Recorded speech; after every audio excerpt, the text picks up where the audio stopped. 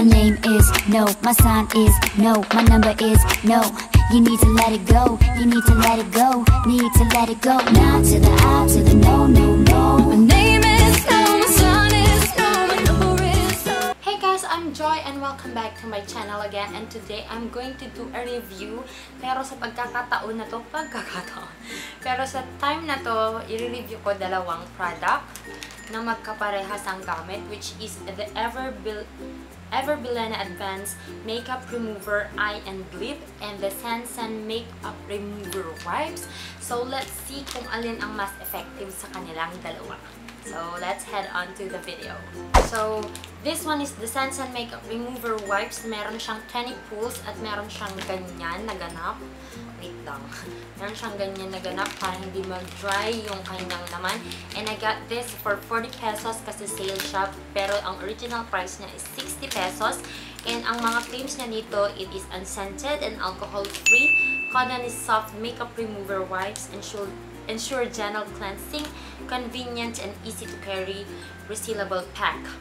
And ito namang Advanced Makeup Remover Eye and Lip, wala siyang claims.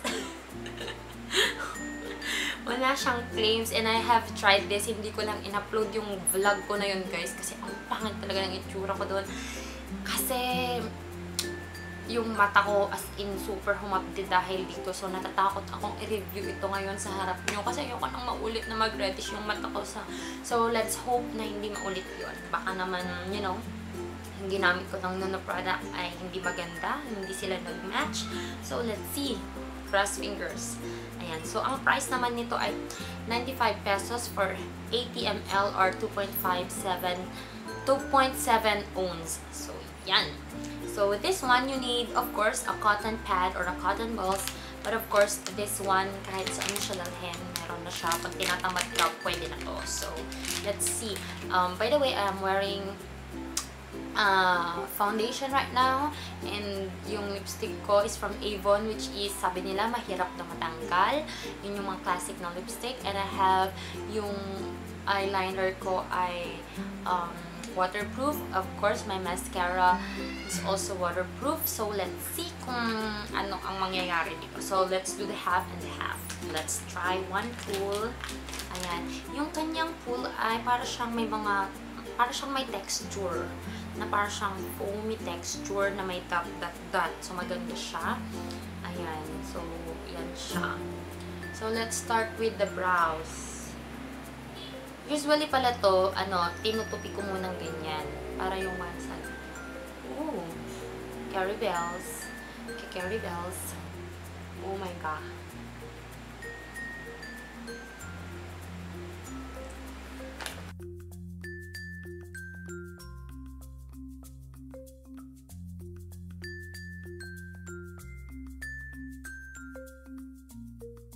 Ayoko yung ganito kasi ma-harsh.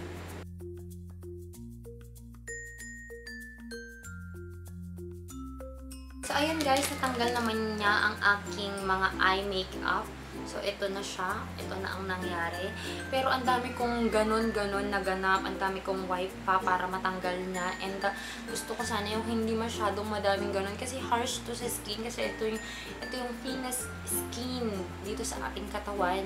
So, dapat talaga inaalagaan to. Kasi magkaka-wrinkles ka pag, you know, mas maaga kang magkaka-wrinkles. Although magkaka-wrinkles naman tayong lahat. Pero, mas maaga kang magkaka-wrinkles dahil sa injury na nagaganap. So, let's start naman sa face. Yan, yung baliktad niya. Ayan.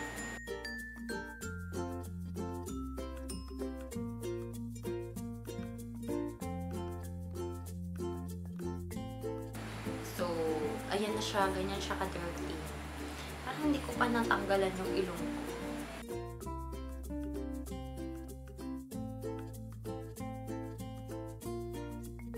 This is the dirt that I got. Yan. So, one more wipe para sa lips ko. Kasi yung anong gamitin yun, dapat pala, inuna ko yung eyes ko din yung lips. Let's see dito. Ooh, amazing. Tanggal agad, friend.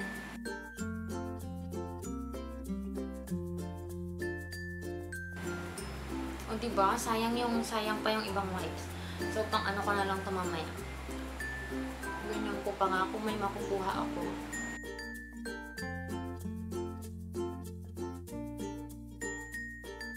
Baka libag naman na to. So, ito na. Ito yung nagamit ko sa dalawa. Okay naman yung performance. Ang comment ko lang, masyadong madaming kailangan na punas-punas para matanggal yung mga waterproof na makeup. So, let's head on naman sa Bilena. So, what I have here is this cotton ball. So, lalagyan ko muna siya. Ayan. Ng generous amount. Parang dapat imimix pa to, no? Kailangan pang i-shake to kasi parang may water siya tsaka may oil. Siguro kailangan i-mix. Wala kasing direction eh. Direction. Ayan. Gusto ko nung ipalas na lang yung mata ko kasi natakot ako. Oh.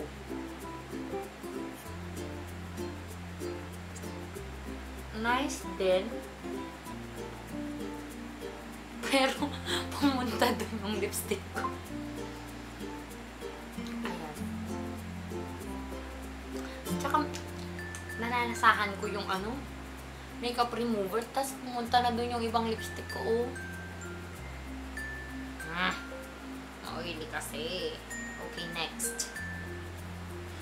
Medyo hassle lang to kasi lagay ka ng lagay ng product sa cotton balls. Tapos yung cup pa niya ganito. Dapat yung na-flip na lang, di ba? Paano kung nagmamadali ka, gusto mo nang mag-rest, kailangan mo pang isi-seal ito. Ganon. Ako naman, nakaka-lurky naman.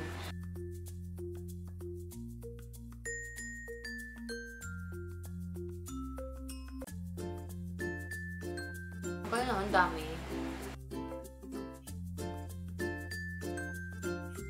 Ang harsh. Nag-red yung skin ko kasi yung effort ko na yung friction ko para matanggal. Tapos ang oily ng feeling. Ang dami kong reklamo, no? Ito na guys. Ito na yung para sa mata ko. Ito nga muna. Ala, yung mulo. Kakatakot. Waterproof. Uy. Hindi siya mahapdi ngayon. Ang daming natanggal. Sa isang cotton ball, guys, hindi na natatanggal yung liner ko, ha? Fairness. Tapos ang mahirap pa kasi nito, meron din akong liner sa waterline ko. So, I guess I need Q-tips. So, ito na guys, yung natanggal sa aking mata and yet, hindi pa natatanggal lahat. Oh my goodness. Ayan. So, parang pag sa camera, parang natanggal na siya, pero in real life, hindi pa siya ganun talaga. So, yan na. Compared dito, okay na yung skin ko, dry na siya. Ayan, dry na. Dito, oily pa rin. Sobrang oily, kasi nandito pa yung leg ko. So, oily talaga. Ang oily ng feeling. Ito, 2 wipes lang para sa Sansan. And of course, para sa Bilena naman. Ito, ang dami. Comparing these two products, mas gusto ko to kasi mas convenient siya. Tapos, mas mura. 20 pools lang siya, pero 40 pesos. So, parang 2 pesos per pool.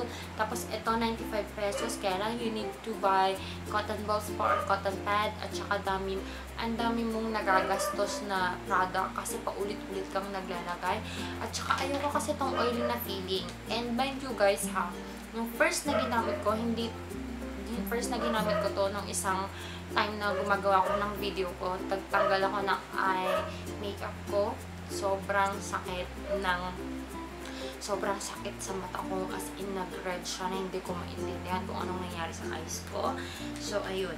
Ayoko lang ng oily feeling, although ito, paulit-ulit mo lang kasi igaganon talaga para matanggal yung mga waterproof na products mo. Pero, as okay na siya kaysa dito naman na, 'di ba? Siguro maganda kung ilalagay mo to sa parang wipes, kalaki na cotton pad, tapos iganon mo na lang siya para mabilisan. Lang siya, parang mga 6 or 7/10, but this one is 8 to 9. I guess 9 over 10, and this one is 8 over 10. Although good products yan ang dalawa, pero mas gusto ko pa rin to, medyo na off ako dito. Pero nasa sa inyo yan guys, kung ano ang mas gusto nyo. Kung yung iba kasi mas prefer nila yung liquid kesa sa ganito. But mas gusto ko to kasi nadadala ko pa sa biyahe na dry lang siya. Hindi mo na kailangan pa ng, you know, another compartment or another container for your liquid product.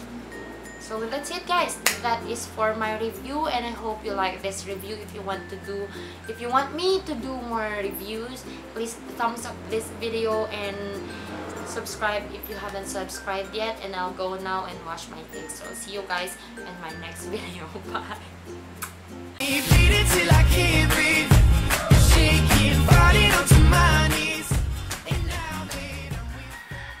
So this is the Lux Fine Fragrance in the scent Love Forever, and it is 200 ml perfume.